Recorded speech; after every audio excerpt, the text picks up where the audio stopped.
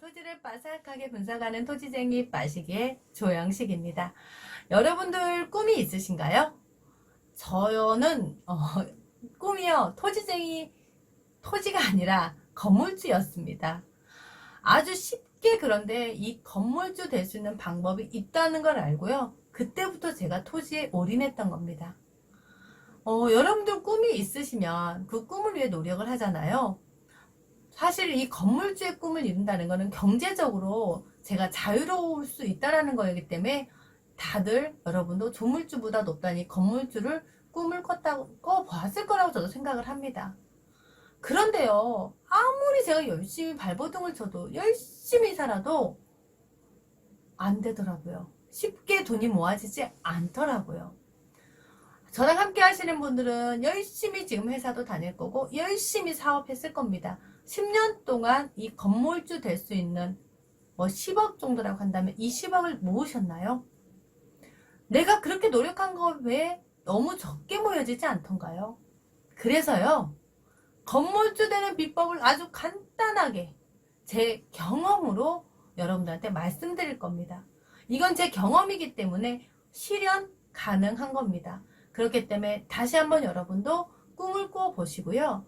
대신 저처럼 돈은 좀 없지만 내가 이걸로 선한 목적으로 좀 쓰이실 분, 노후에 통장에 차곡차곡 돈이 들어오는 그런 꿈을 꾸고 계시는 분들은 오늘은 정말 집중하셔야 됩니다. 작은 돈이었지만 꿈을 실현시켜 줄 수 있는 이 건물주의 비법이 따로 있거든요. 자, 그런 분들 오늘 꼭 집중하셔야 합니다. 자, 쉽게 계산해 보겠습니다. 건물이 지방에서도 살려면 최소 10억입니다. 서울은 말할 것도 없고 경기도는 당연하지만 그냥 지방 기준으로 얘기하자면 그냥 계산하기 쉽게 최소 10억입니다. 이 10억에 여러분들이 현금을 만들 때까지 건물을 살 수 없기 때문에 그냥 꿈에서 끝내버리는 거죠. 자, 그런데 땅을 지금 사러 오실 때 3, 4억 정도로 생각하시고 오신 분들도 있습니다. 자, 그러면 대부분 현장에서 여러분들 추천받는 건 그 금액에 맞는 땅을 추천을 받습니다. 그러면 땅을 여러 가지 3, 4개 정도 받고 그 중에 내가 4억이 있다 그러면 4억에 맞는 땅을 대부분 사게 되죠. 저는요, 이렇게 하지 않았습니다. 처음에 사실 그 돈도 없었지만 1억도 채 안 된 금액이었기 때문에 약 40평 정도 핵심지의 땅을 샀습니다. 사보니까 괜찮은 거예요. 미친 듯이. 그래서 그때부터 돈을 모았어요. 무조건 돈을 모아서 올인해가지고 3년 정도 모은 돈, 투자했던 돈을 다 회수해서 새만금 핵심지라고 했던 곳에 나누어서 땅을 사기 시작했습니다. 투자를 위해서라면요, 차도 집도 아무것도 바꾸지 않고 정말 캔디하고 함께하는 캠핑조차도 3년 동안 가지 않고 외식 한번 하지 않고 돈을 모았다는 걸 여러분도 여기에서 좀 아셔야 됩니다. 단돈 10,000원이 아까워가지고요, 모임도 다 끊고 그렇게 모았다는 겁니다. 그랬더니 3년 뒤에 제가 그 꿈을 이루어가고 있더라고요. 첫 번째로 중요했던 게요, 내가 어떤 기준 하에 땅을 샀냐라는 겁니다. 무조건 가격보다 입지, 평수보다 입지, 그렇게 자리가 좋은 자리로만 저도 찾으려고 했습니다. 사실 땅을 보다 보면요, 20만원짜리 평당 땅을 볼 때가 있고요, 평당 100만원 넘어가는 핵심지 자리가 있고, 좀 저도 거기서 고민할 때도 있었습니다. 하지만 시간이 지나니까 답이 나오더라고요. 왜냐하면 금수저는 시작부터 다르다고 하거든요. 그럼 투자도 금수저도 달라? 그럼 내가 그 금수저를 투자해서 골라내야지. 그 법칙으로 그냥 갔던 겁니다. 그래서요, 시작부터 저는 건축행위가 가능했던 그놈으로 쏙쏙 골랐더니 목표에 빨리 도달하더라고요. 그 후 도시계획을 두 번째로 보기 시작했습니다. 호재가 발표가 되는 그 시점에 내가 땅을 어떻게 팔아야겠다라고 설정을 한 다음부터 땅을 사기 시작하니까 어느 순간 제 땅 앞에 4차선이 확장되고 도로가 공사하고 있다는 겁니다.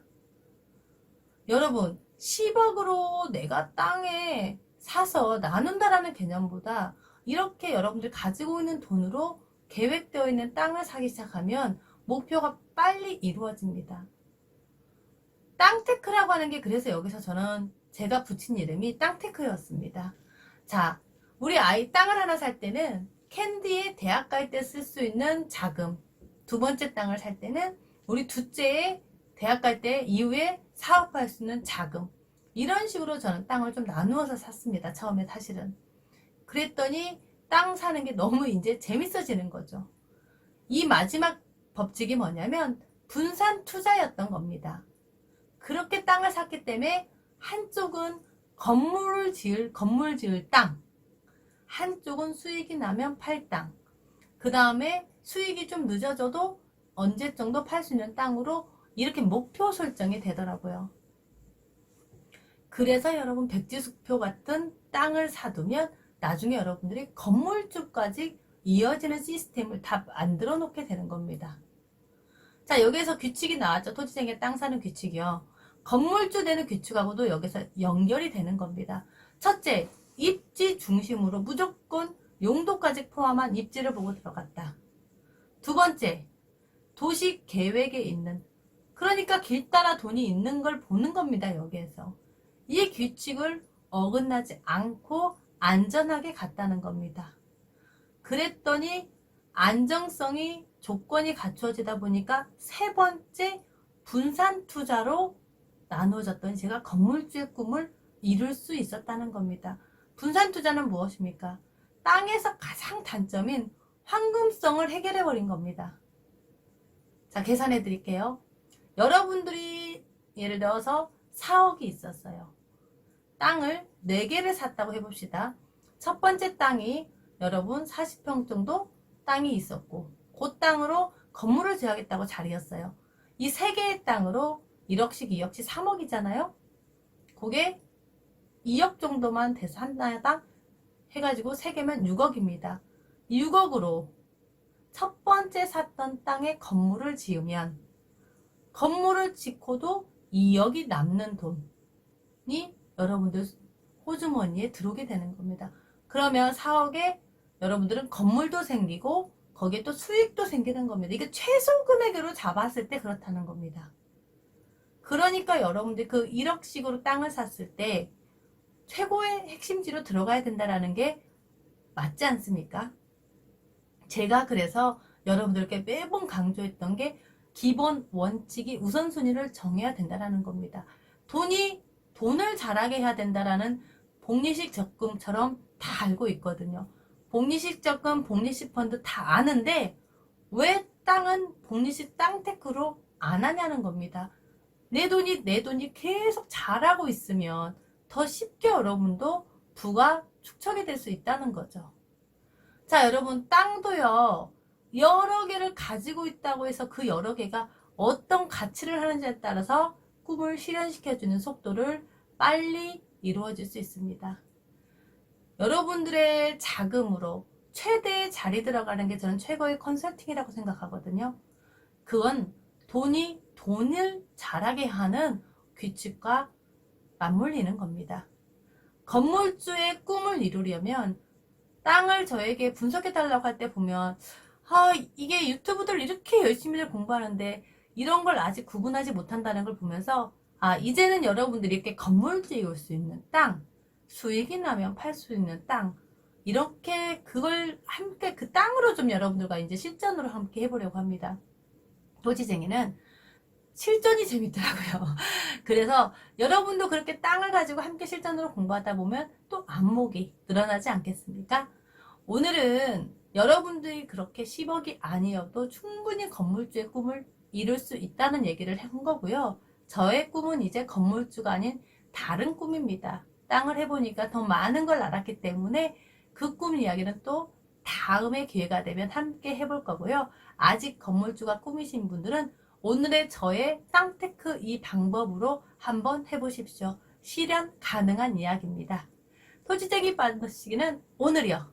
여러분들의 이 땅으로 건물주가 될 수 있는 비법을 공개했습니다.